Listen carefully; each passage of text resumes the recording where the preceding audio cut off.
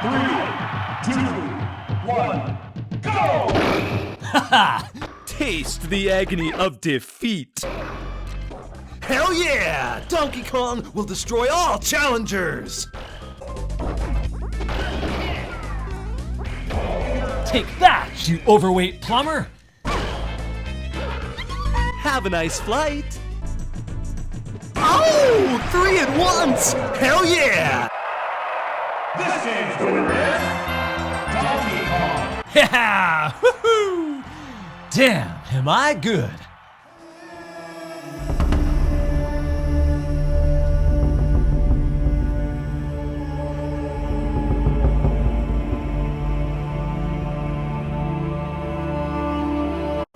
So, here you play Super Smash Bros. You any good?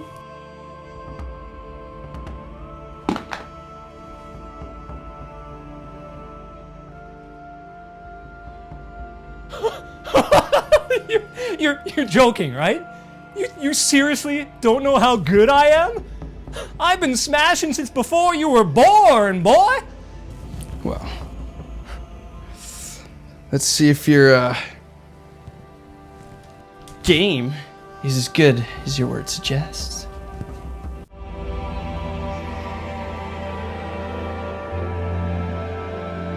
Let's do it.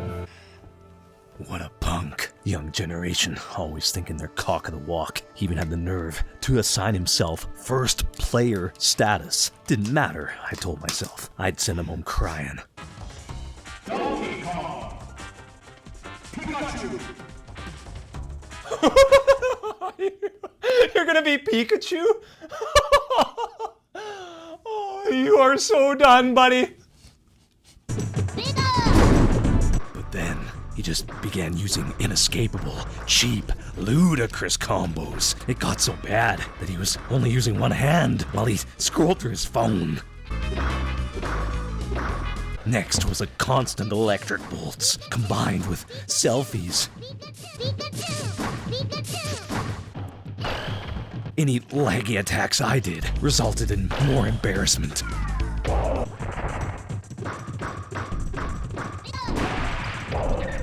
The experience shocked me right to my core.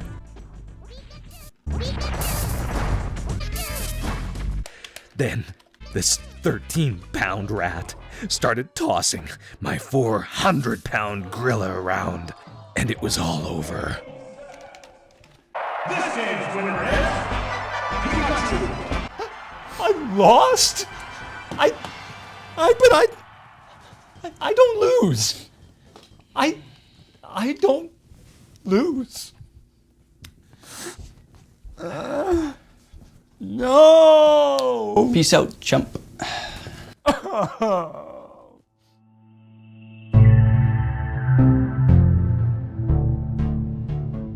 Good to see you, gamers. It's Shep here again from Gaming Introspection. Hey, if you're new here and are inspired by the mighty KOs and embarrassing whiffs of Super Smash Bros., go ahead and smash those like and subscribe buttons, because I'd love to have you along for future episodes. We're going back in time to 1999, when the Smash Bros. Games had 12 characters instead of 89, 9 stages instead of 115, and 45 pieces of music instead of over 800. No, I did not exaggerate any of those numbers. Seriously, one third-party stage based on Fatal Fury on Super Smash Ultimate, that is, a stage which really isn't associated with Nintendo even, has 50 songs! Almost 2 hours worth! Smash 64 has 45 songs in the entire game! And lots of those are just 3-second loops, playing only when you acquire items like the Invincibility Star or the Hammer. Just let that sink in. Can you believe that? Anyway, Super Smash Bros. Redefined fighting games in a couple different ways. First, it was a crossover game, mixing Nintendo's most famous characters in a free-for-all battle royale. Fun fact, Sakurai's spoken of the two crosses in the logo meaning exactly that, a crossover of Nintendo properties, whereas the ball being broken into 4 sections designates the 4-player possibilities. Secondly, probably because they are Nintendo characters, defeating opponents doesn't require ripping spines out, or nutcracker combos, or gory death showers. The most violent it gets is getting set on fire or seeing skeletons when electrocuted. Instead, you just make them fly out of the stage by racking up their damage, and dying is simply a glorious explosion with sparkles! It's simple, and the gameplay honestly hasn't changed much over the span of 4 sequels and 2 decades. The original game had some smashing hits that we'll examine in detail, but it also had a lot of embarrassing misses that needed to be ironed out in the sequels.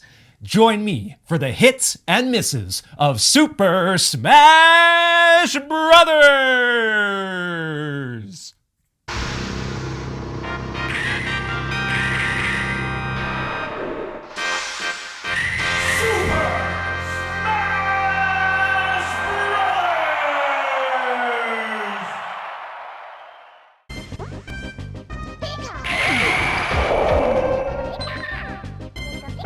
There wasn't anything even remotely close to Super Smash Bros. When it released. It was such an anomaly, almost like fellow N64 game Blast Corps, which still hasn't gotten a sequel. Check out that episode too if you want to see why it should. But anyway, where was I? Oh yeah, fighting games. Fighting games were always about energy bars. Bars, bars, bars. Didn't matter if it was Mortal Kombat, Street Fighter II and its 76 alternate versions, or Killer Instinct, which had 2 energy bars, and the first one to deplete both of them loses. Every game had a life bar. Not Smash Brothers though. It simply showed you how much damage you've taken, and that let you know how dangerous of a position you were in to be thrown off the blast lines of a stage. The benefit of this system is, you never feel like you're completely out of it, because you can survive a lot of punishment if you stay away from the slower and stronger attacks. And on the other hand, you can also kill an opponent very early if you land the right moves at the right time, or if you perfect meteor smashes to spike them down.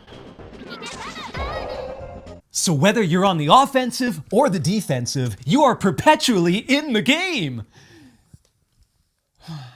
Unless you're Link.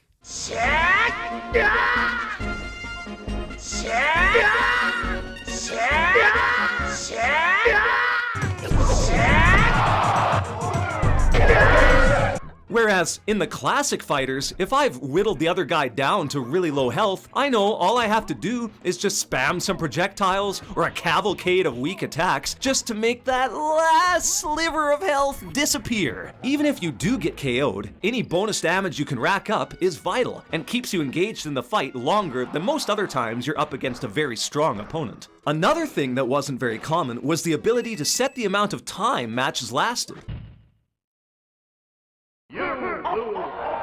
The classics were almost always best out of 3. Whoever wins 2 rounds wins the match. Rinse, repeat.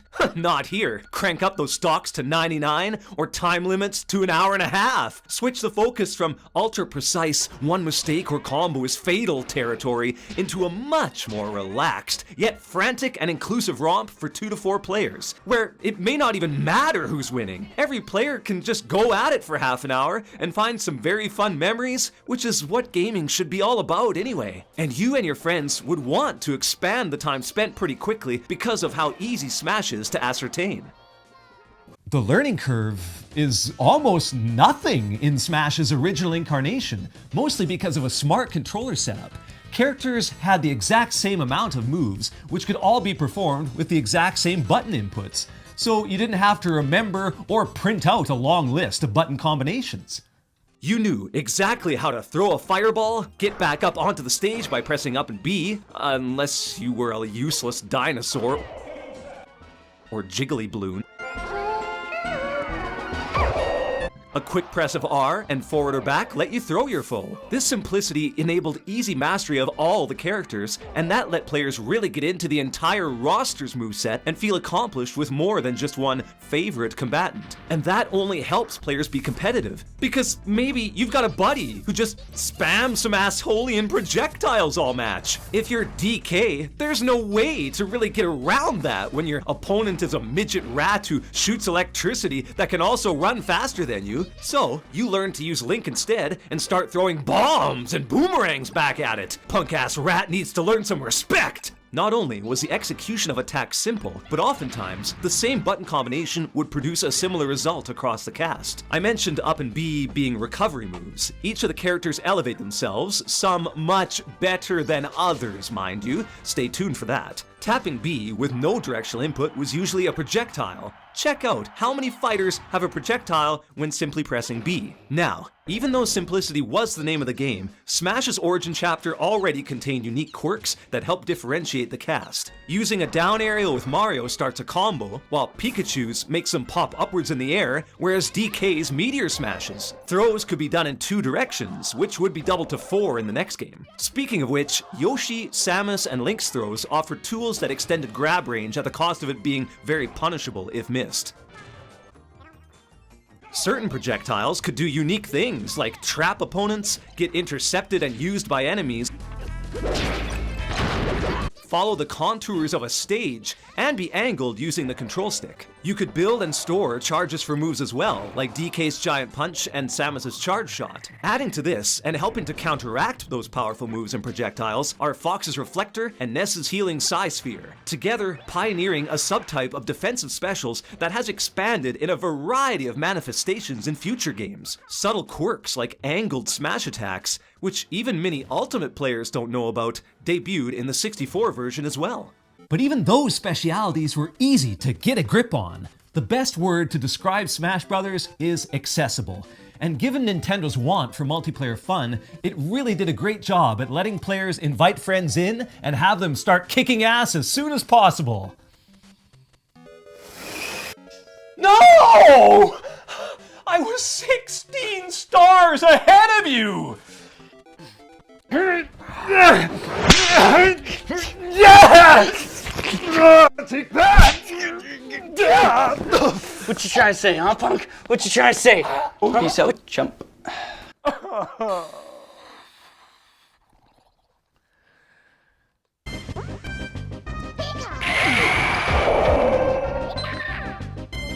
Segueing from the concept of easily letting people join in, there was a lot you could do with this game if you had even one good friend.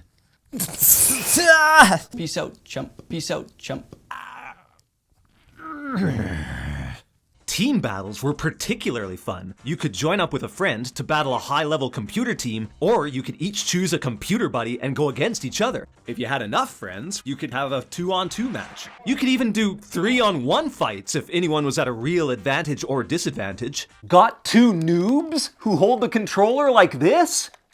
Give them a 3-on-1 fight against a loser CPU and watch as they gain false confidence. It's hilarious watching the CPUs at these lower difficulties. They just have no self-preservation whatsoever. If you were hovering 1,000 feet above the world, wouldn't you try and save yourself with everything you've got? Well, set their brain power low enough and they'll just accept death in any form that you can find, including splatting into the ground. Maybe you find yourself at the other extreme with a friend who can do advanced, frame-perfect techs and movements. Put him as the one player and see how well he does when sweaty monkey armpits and greasy plumber asses are in their face!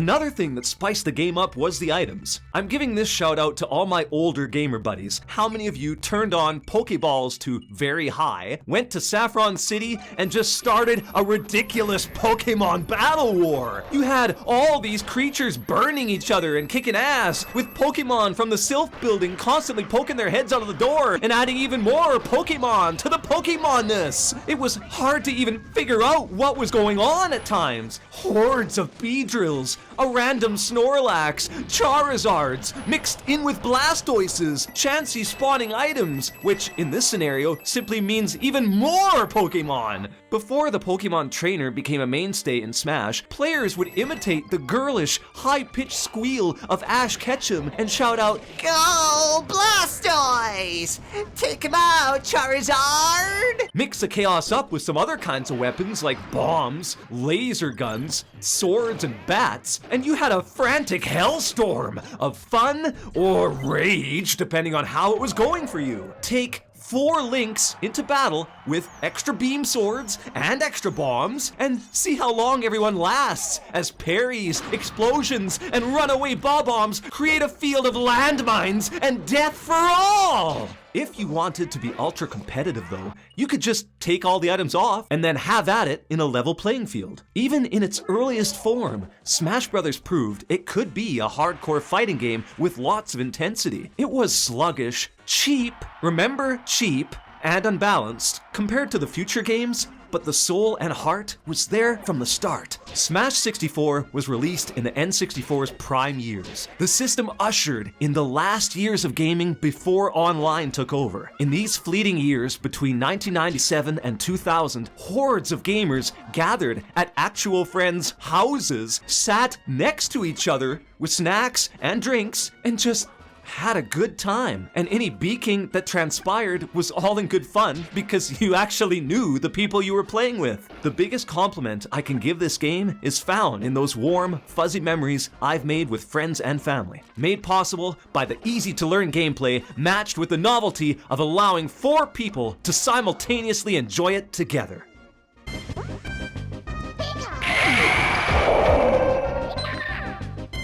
You're probably going, huh?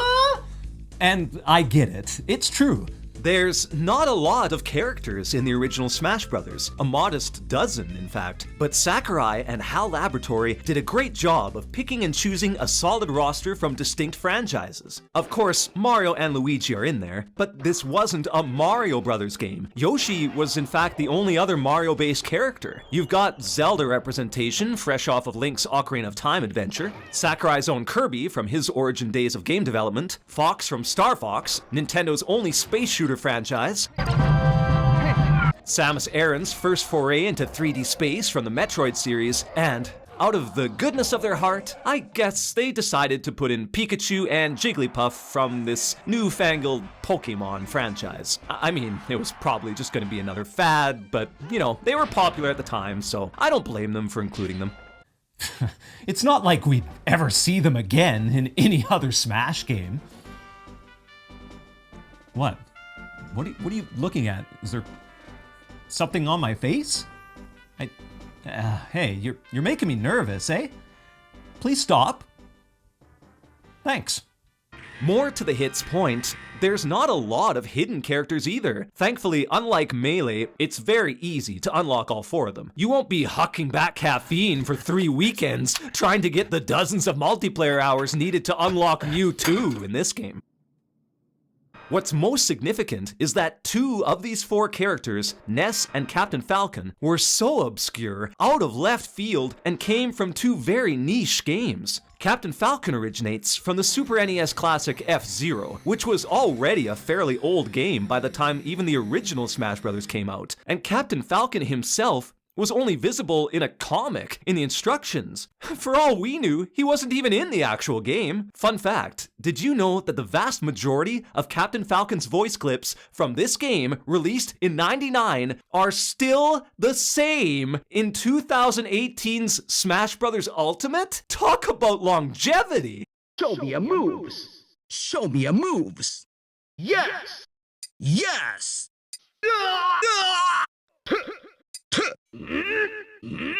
Whoops, whoops. Welcome.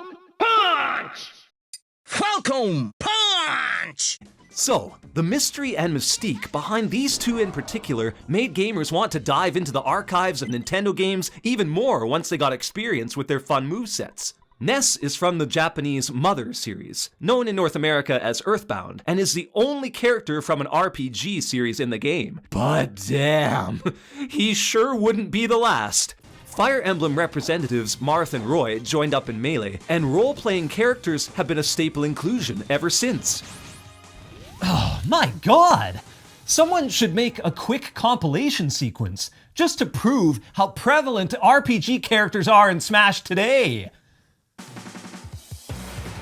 Ness, Mark, Lucina, Roy, Crom, Ike, Pokemon Trainer, Lucas, Robin, Choke, Cloud, Corin, Joker, Hero, Violet, Sephiroth, Pyra, Mithra, Sora.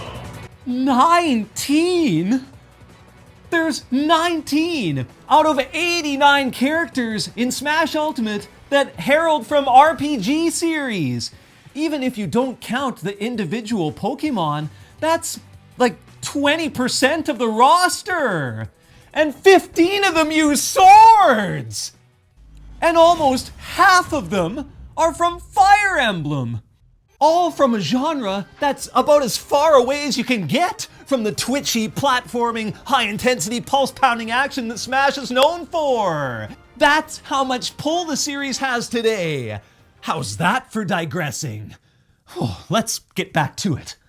The big deal with these characters is that they gave us a glimpse of the future possibilities. If Nintendo was willing to go outside of their main character base, how far else would they extend it? I mean, Melee's Fire Emblem characters were from a series that no one outside of Japan had even heard of. This built the hype to Brawl, where after years of fans begging for Sonic the Hedgehog, got him, along with Konami's Solid Snake from Metal Gear Solid. From then on, tons of gaming icons have been put into the series, and it all stems back to how excited players were to see these little-known, very divergent characters appear. What's more, these two had very different movesets that differentiated them and made them fun to play. Falcon was easily the fastest and among the strongest fighters, and while Ness was hard to use, with a very tough-to-master recovery, the controllable PK Thunder and his energy-absorbing move really pushed the controls and the limits of the character abilities further, inspiring the more creative movesets of future games.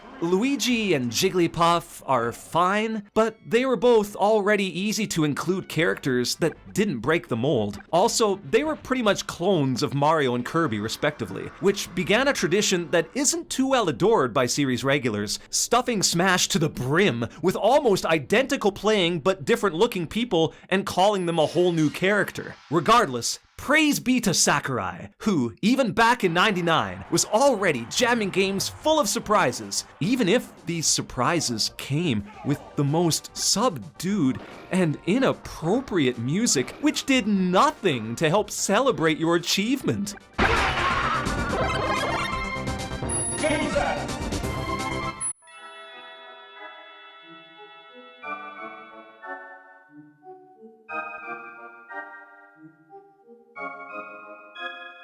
So, we've established the core strengths of Smash 64, an innovative, exciting fighting game combined with multiplayer thrills that encourage people who may have not otherwise considered the genre to give it a shot. But maybe you're not convinced. Maybe you think Melee is when Smash became a legitimate, true, quality fighting game. You know what? You are absolutely right. So let's dig into the flaws that plagued this initial entry.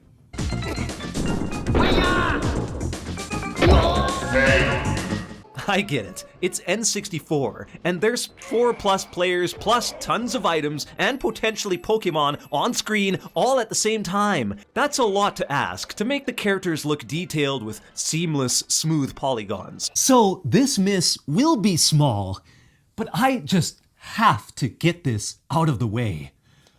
Look at Pikachu! He looks like an obese mustard omelet. His paws barely extend from his inflated body. He's so fat, and yet he's the second quickest fighter in the game. Mario resembles his awful Mario Party caricature. Yoshi's head is way too big. His proportions are constantly stretching, growing, and shrinking. I mean, it's... Whoa! Good Lord! What the hell happened? His jaw and nose are detached monstrosities! What is this? Oh, it's grotesque! Well, rounding this out, Link looks like a homicidal psychopath, and DK is just an angular brown blob with a head made out of a triangle! At least he doesn't have lipstick in this game. The only characters that appear decent are Kirby and Jigglypuff, and that's because to make them, you just create a 3D sphere, add some eyes, and flappers for arms, couple feet. There, done. The backgrounds, on the other hand, are awesome! Link's stage still dazzles me with the scope and breadth of vision, and the picturesque background in Mario's stage is a sight to behold. I just wish there could have been a happy medium, because even for 1999, the models failed to do these legendary characters justice. But at least Luigi is now family appropriate, after his, unfortunate design in the Mario Party game the year before. Wait, oh, is he?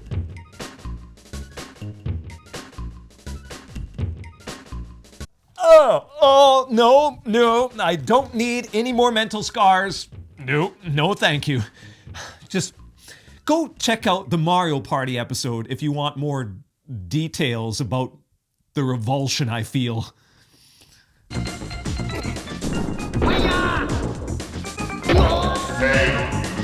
Character balance was not the original Smash's strong suit. Don't get me wrong, they really made an effort to do it. DK is slow but strong, Pikachu is quick but dies easily. That wasn't the big issue. What did impact the game was the abundance of cheap attacks. These either did way too much damage or knockback, like Luigi's fire jump punch, or Jigglypuff's rest especially, or were so quick that you could repeat them over and over, like PK Fire, sometimes without giving the other player a chance to escape the combo or avoid damage. Let's look at one very specific example. That's 0%, right? Perfect health. Now what's it say? 56%? Any of you old school Smash players, I will give you one guess to predict what attack just landed here. Make your guess? Here it is. That's Yoshi's basic down air attack. That's what happens when a dinosaur whacks you across the head 18 times with rubber boots. And it's just a regular move. One that you can repeat perpetually. So now you're almost dead, and he can literally just tap you with his boot or his ass, and you're done. Other characters have unescapable combo attacks, one of which I showed in the intro, but look at these! You're basically getting pelted by the weakest things imaginable, like puffball flaps and small little booties, but you can't do anything about it! Especially if you get pinned against a surface. Your only hope is that a Pokemon shows up. And even if the other guy does escape, he's then one hit away from getting his ass blasted across the stage. You want your game to be accessible and pick up and play. That's fine, but there is a limit. Tap, tap, tap, tap, tap, tap, tap, tap, tap should not be an omnipotent, unbeatable strategy, even in a user-friendly fighting game. Another thing that they overpowered were the throws. In future Smash releases, throws became tactical maneuvers that generally set opponents up for combos. Some of them can kill, but even the strongest ones require the opponents to be at a pretty high damage percentage or near the edge of the stage, even if it's a size mismatch like DK versus Jigglypuff. But in the original Smash Bros., A little rat like Pikachu somehow grips people with its little paws and then hurls them into the sky like Thanos with a power stone. It doesn't even make any logistical sense, much less from a gameplay perspective. It's almost as ludicrous as Mario throwing Bowser. If you want to check that video out from my very first episode, feel free. Actually, Mario even retains the swirling backwards throw that he does in Mario 64 and still does today. And both forward and back tosses are just too powerful. There's just so many cheap attacks that it can be really infuriating when your odds of winning depend so much on whether or not you pick a character who can just add up the damage really quickly. Oh, and speaking of the actual damage percent, future games like Ultimate reduce the damage rate of repeated moves to less than half of fresh moves, making it much more punishable to just keep using the same attacks over and over. Here, there's very little penalty for being a cheap bastard. Watch Mario's fireball attack. It starts out doing 7% damage, but oh wow, now you're gonna pay. It's gone all the way down to 6% after you've done it 12 times. Come on! Items were kind of a new thing in fighting games in general, and it shows here. I've already talked about the Pokemon, but although they were certainly overpowered, it was always random what you were going to get. You didn't necessarily have a crazy advantage, especially if you got a stupid one that didn't do jack for you. Hey, why did they put Goldeen as this? We all know what this should be, right? Magikarp. That should be a Magikarp. Anyway, a few of these items are more spammable than even the cheapest attacks. We all know about the hammer. It's such an obvious automatic win item, it's not even worth dissecting. So let's look at some of the more interesting ones. The ray gun shoots characters with such a perfect rate of fire that is almost impossible to get out of. You can try whatever you want, but just before you can react out of your hit stun, the next laser hits you. Oh, come on! Look at me! I'm an 8-foot tall hairy monkey! This is too easy for you! Does it make you feel proud that you can hit such a large target from 6 yards away? Oh, damn it! Even the computer can do it with absolute precision! Oh, thank God, it's only a 16 shooter. Ha! He ran out. Now I can... Some items just have too much range or do too much damage. Home run bats kill things instantly, without question, regardless of what the percentage counter shows. Nothing stops it, and it's really not that slow to swing either. It's even powerful as a throwing item. The Star Rod can demolish shields, be used as a battering item with 3 separate attacks, and can pester enemies from a distance that spans almost the entire stage, and can be lethally thrown even farther. Here's a common Mario item we all know and love. The Fire Flower. Probably just gives you the ability to chuck a few little fireballs, like Mario, and maybe do 5 or 10% damage. Finally, something more sensible. Here's level 1 CPU Luigi again. I'll let him think he has a chance. I swear, this is the worst of all!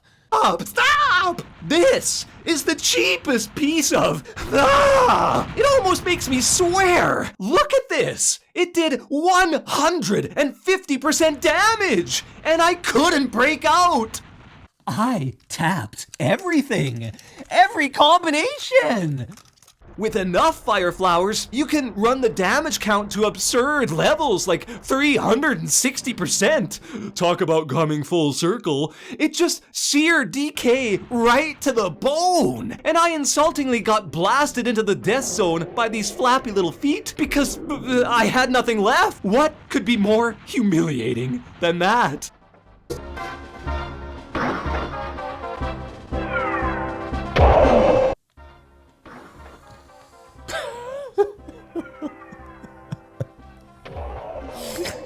If there's one thing the Smash series has improved, it's the fairness and balancing, both in characters and items. In Ultimate, although you gain the ability to move while using more items, including the Fire Flower, the actual damage potential is much lower, and opponents can much more easily jump or shield to defend themselves. Progress is grand. Just sucks that my childhood had to endure this before we got to this point. Finally, some recovery moves are absolutely abysmal. These are supposed to be the last resort moves that will get you back onto the stage. Characters are all supposed to have that up B recovery move. Some characters, like Pikachu, can zip 2 separate player-chosen directions by doing this, giving them an almost unconquerable recovery. Some simply fly wherever they want, but there's some characters that suck at staying alive. Look at Mario! Isn't he supposed to be Jumpman? He's like the most renowned jumper in gaming history, right? Let's watch him demonstrate his marvelous, unparalleled high jumping ability as he gloriously returns to the stage from this small gap.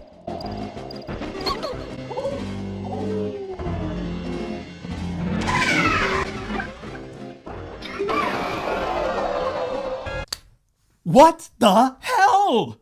Why doesn't he jump higher? This is supposed to be his last resort jump. I will never understand why Mario's jump is so pathetic, and it's been the same for 20 years of Smash. Even his winning pose jump is demoralizing. And would you believe there's even worse recoveries than this? Others, like Link, just kind of do a spin and die without even trying to recover. Look at this! What kind of an attempt at recovering is that? If you were Link and you were about to die, wouldn't you think about doing something a little bit more effective than just yelling, "Shep!" and falling down into a pit? What, you want to be dizzy when you die too? He's got a hook shot, and he even uses it in the game. That would probably work a lot better, don't you think? Luckily, the developers eventually learned this and did put it in the future games, but in this one, Link fares so poorly because every time you put him off the stage, his heavy ass falls quickly, his double jump is laughably bad, you hear that scream, and he dies.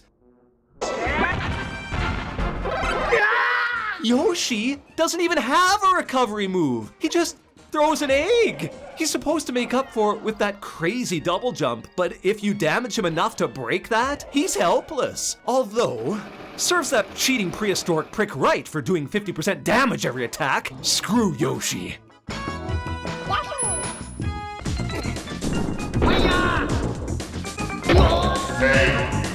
There's not nearly as much of an incentive to play Smash Bros. Solo. You can go through the game with all the different characters, but the paths are all the same. All they'd have had to do is put in a program that randomizes opponents. Even that would have made the one-player game much less monotonous. Worse yet, there's some real clunkers in this unchanging lineup. Link is always the first battle, and he's insultingly easy. Even on the harder difficulties, it makes him look like the worst character in the game.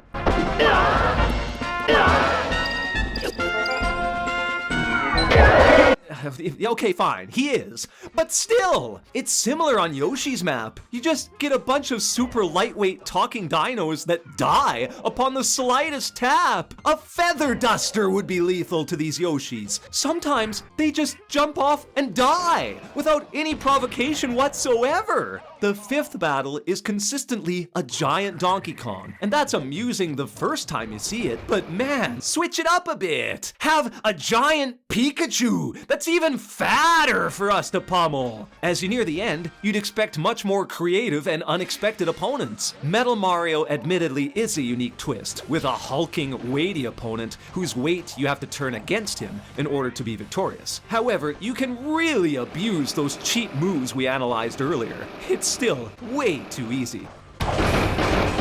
Immediately afterward, as you start anticipating even more surprises, you get Fighting Polygon Team! Wow. That's gotta be the laziest, most pathetic, and anticlimactic bout tagline in fighting game history. They literally named the team after the boring computer terminology of what each character consists of. Polygons! Wasn't that every kid's dream?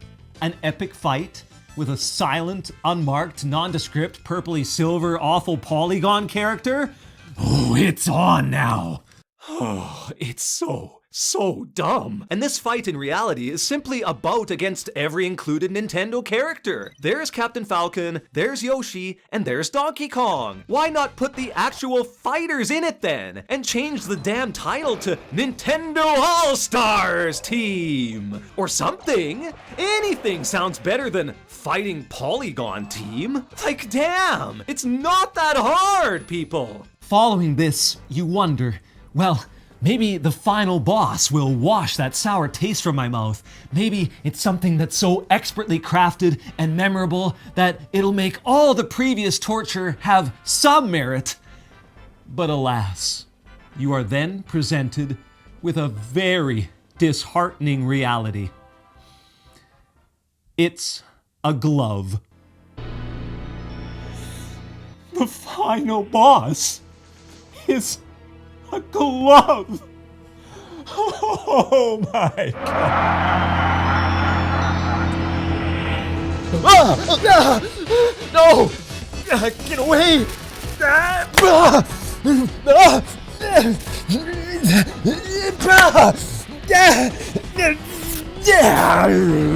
You bastard! Come here!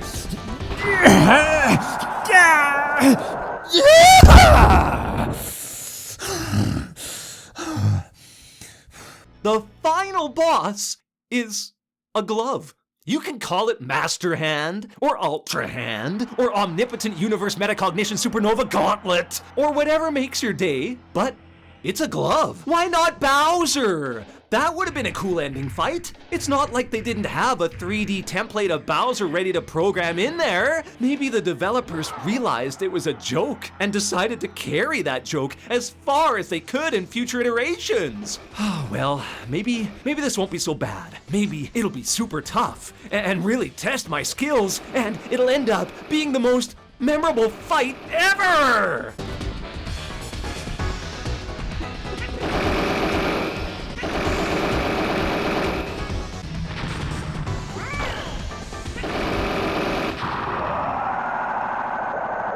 Oh, God damn. The only difference in the ending for each fighter is a single static character art screen, the quality of which varies wildly. Check out how unique Samus's is, with that barely visible reflection of her actual face and hair. The colors pop, and the mystery behind what Samus actually looks like was still a real thing back then, so it was tantalizing to get even a brief glimpse. Oh, cool, right? Now, look at Luigi's. Wow. It's like some fourth grader sent in fan art for the game, and they accidentally put it in at the end instead of what was supposed to be there. They should have really put in the same effort for each one. Luigi gets the shaft yet again. Wow. And we wonder why Luigi has the death stare in his future years. Whoa, wait. Mario's is just as bad! And Donkey Kong's, all they did was reuse his official art from Donkey Kong Country sources and paste them together. These three are the biggest money makers for Nintendo. Why did they all get such crappy ending screens? Yoshi gets an elegantly designed storybook, Ness gets artwork referencing Earthbound's cast and world, and Captain Falcon is stylized in comic book form. But these are just wow. Gamers, here's a quick slideshow of all of them. I'd like you to rank the 12 ending screens in the comments. Make a list and please prove to me that I am not off base with this. It bothers me way more than it should. It's just because of my artistic bias most likely, but ugh.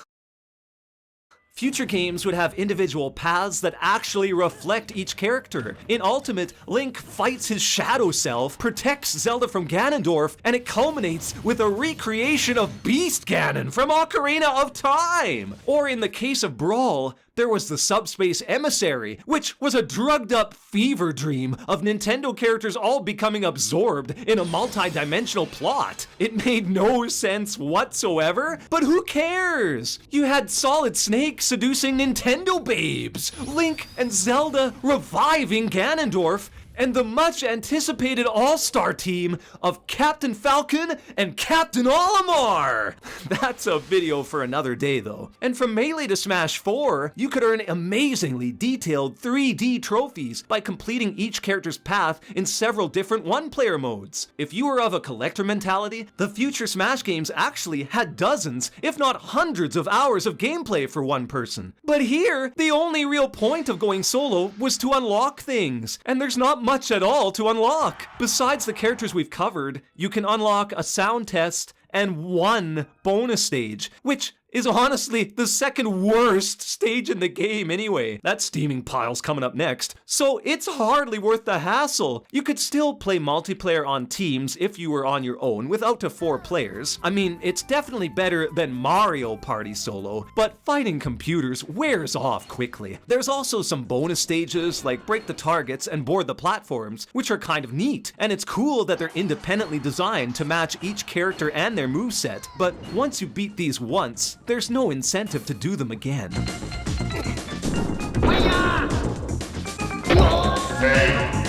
The stage selection is easily the worst of the series. They're not only few in number, every single one of them has at least one hazardous element that you cannot turn off. And the only stage that doesn't have a hazard is found on the one-player game against Master Hand. If you look at the Smash Wiki website, you can see that Kirby's Dreamland stage is basically the only one that's allowed for any competition. Everything else is just banned because of all these hazards. Let's run through some of the worst offenders in this category. Samus's homeworld, Planet Zebes, or Zebes, or however you say it, looks gritty, dark, and cool with that iconic Super Metroid feel, and it has probably the best music track in the game. But all of that is ruined by this goddamn lava, or acid, or whatever it is, constantly rising and falling, sometimes covering almost the entire stage. You could be kicking ass and doing great, and then suddenly there's random fire that you keep bouncing off of until it propels you into the stars, or into the waiting fist of your enemy. Look at this! 3 of us are on revival platforms, because that's just how often this damn stuff kills you. It doesn't dissolve the characters like real acid should, but it sure dissolves any excitement you might have been having.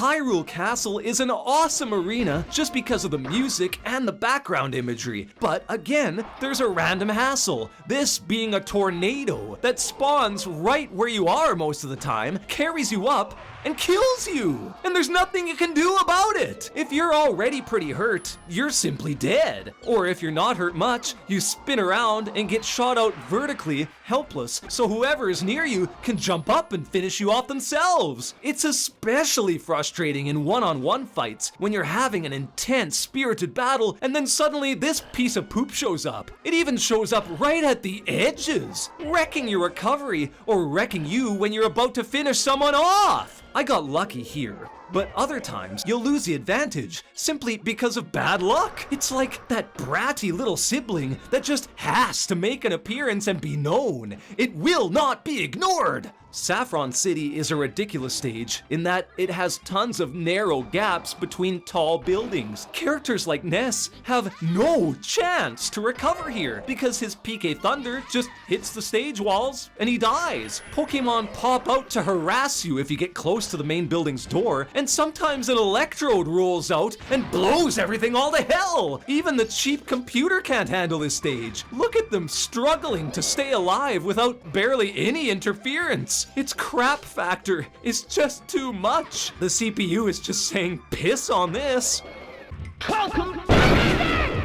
Sector Z comes close to being awesome. This was my favorite as a kid, mostly because of how huge it seemed at the time. And also, the art nerd in me loved the detail put into the Great Fox. Look at the launch bay. It's fully detailed and colored. But this area is also a cheap trap that people can exploit by constantly walling you back onto the hull of the ship, punishing you with impunity until you just want it to end.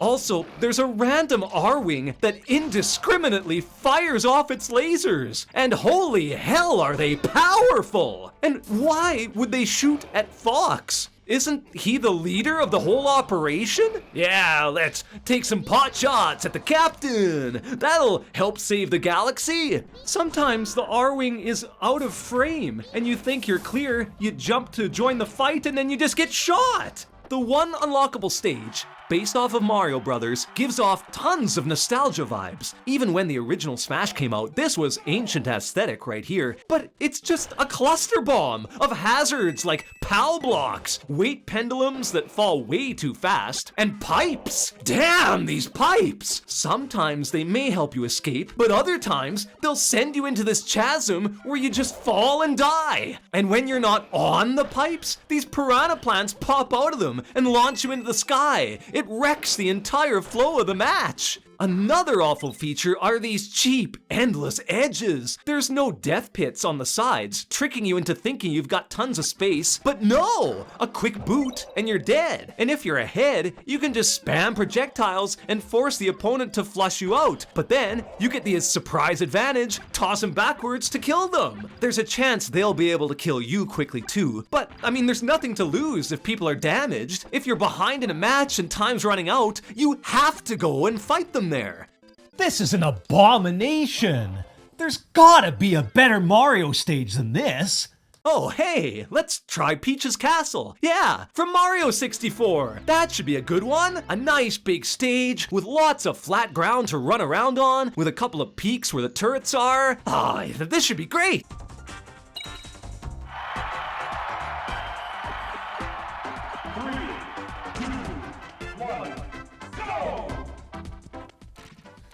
What kind of random screw-up is this? It looks like an early stage of that stage builder from later entries in the series. And some kids just randomly plop down two large triangles, a bumper in the middle, and a cement slab that juts through the base of the stage. The triangles either spike you to death or save opponents that you should have killed, which then makes you die. The bumper, which also somehow has a levitating quality that keeps it in midair, rattles you around so much you'll be heard cursing as you fly all the way down to the castle you should be fighting on. And the cement platform that you want to land on when you're trying to get back can't even be grabbed. So what's the point of it shifting back and forth? If you don't land right on top, you're screwed. You could make a miraculous, awesome comeback in the air, get to the edge, expect to grab it, but no! You just die! There's death everywhere! In fact, you can't grab anything! Not even the main sides of the stable platform! Or these bridges? Nothing! You get caught underneath, you get spiked, you just die, die, die, die, die, die, die!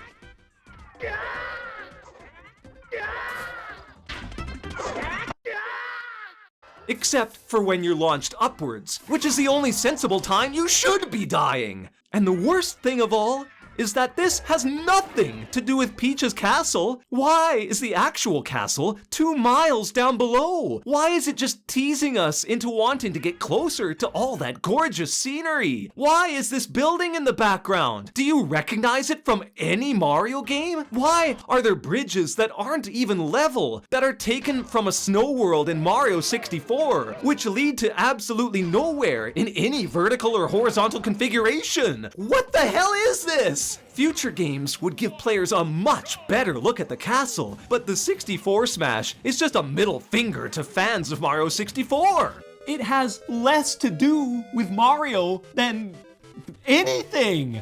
What Mario game features this setup?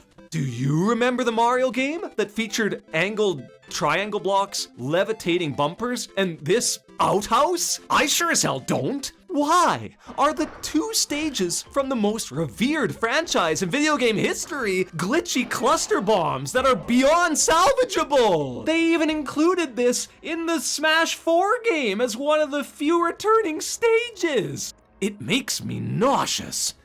If you're a post-year 2000 kid, your first experience with Smash Bros. Was probably through Brawl, Smash 4, or the latest, Smash Ultimate. And even as an old, cranky gamer who shakes his fist at new media sometimes, I'm not blind. The sequels are vastly superior games in every single way. Its core gameplay is already fairly fleshed out in its original incarnation, with freedom and variety supplied in vast doses, but the sequels were definitely needed due to some balance issues across characters, movesets, and stages with hazards so unforgivably unfair that whining was inevitable. But even if you never do play the original, please give it a special place in your heart anyway, because its loftier descendants never would have existed if it weren't for Masahiro Sakurai, crafting this game with limited resources back in his 20s.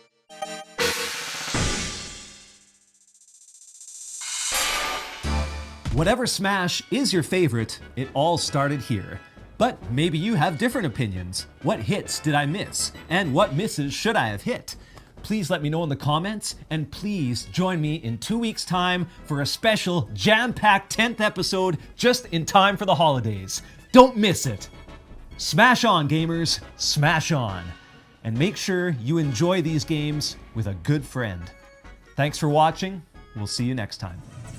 Oh! No! What? Oh, I'm alive! I'm alive! How are you alive? Oh, I'm in the suite. Oh, I hit somebody, and then you always steal my kills. Oh, As if I was about to down. no!